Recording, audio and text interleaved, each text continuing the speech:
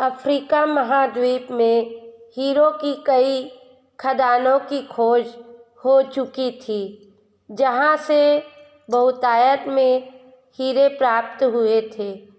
वहां के एक गांव में रहने वाला किसान अक्सर उन लोगों की कहानियां सुना करता था जिन्होंने हीरो की खान खोजकर अच्छे पैसे कमाए और अमीर बन गए।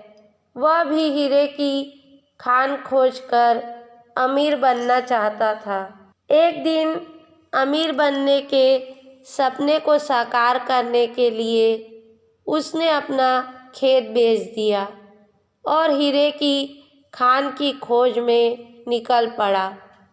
अफ्रीका के लगभग सभी स्थान छान मारने के बाद भी उसे हीरो का कुछ पता नहीं चला। समय गुजरने के साथ उसका मनोबल गिरने लगा। उसे अपना अमीर बनने का सपना टूटता दिखाई देने लगा। वह इतना हताश हो गया कि उसके जीने की तमन्ना ही समाप्त हो गई और एक दिन उसने नदी में कूदकर अपनी जान दे दी। इस दौरान दूसरा किसान, जिसने पहले किसान का खेत खरीदा था, एक दिन उसी खेत के मध्य बहती छोटी नदी पर गया। सहसा उसे नदी के पानी में से इंद्रधनुषी प्रकाश फूटता दिखाई पड़ा। उसने ध्यान से देखा तो पाया कि नदी के किनारे एक पत्थर पर सूर्य की किरणें पड़ने से वह चमक रहा था। किसान ने झुककर वह पत्थर उठा लिया और घर ले आया। वह एक खूबसूरत पत्थर था। उसने सोचा कि यह सजावट के काम आएगा और उसने उसे घर पर ही सजा लिया।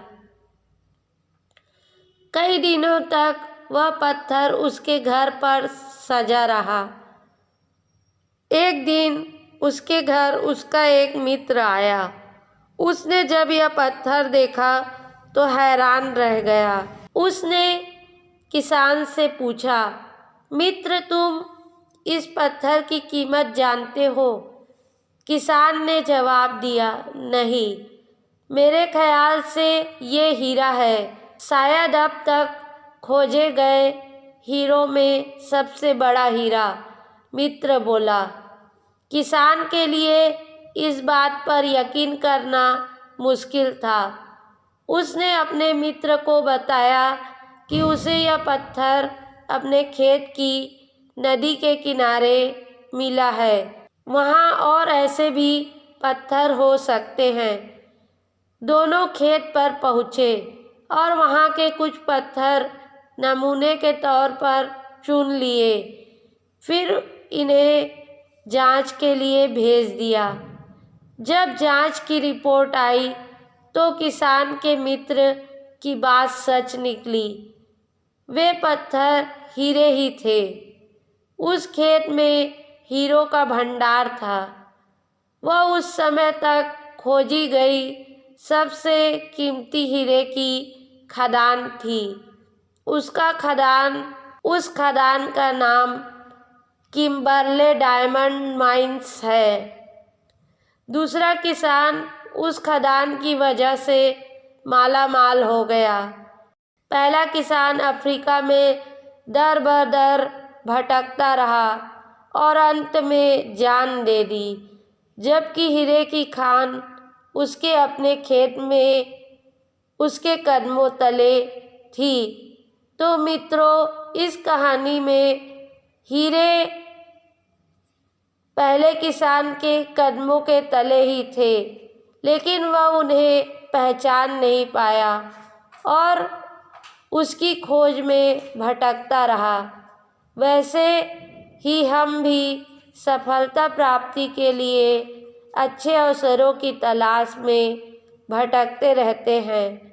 हम उन अवसरों को पहचान नहीं पाते या पहचान कर भी महत्व नहीं देते जो हमारे आसपास ही छुपे रहते हैं।